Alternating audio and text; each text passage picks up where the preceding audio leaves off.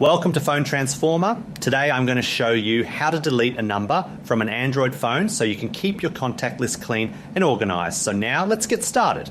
Step 1 is to open the Contact app on your device, which is the standard icon you use to make calls and view your recent activity.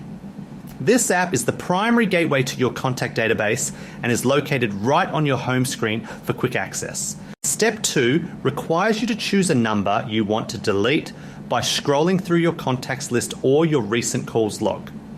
Selecting the specific entry is vital because it ensures you are targeting the exact information you no longer wish to keep on your device. Step 3 is to then scroll down and click delete, which is usually found within the contact details or the more options menu.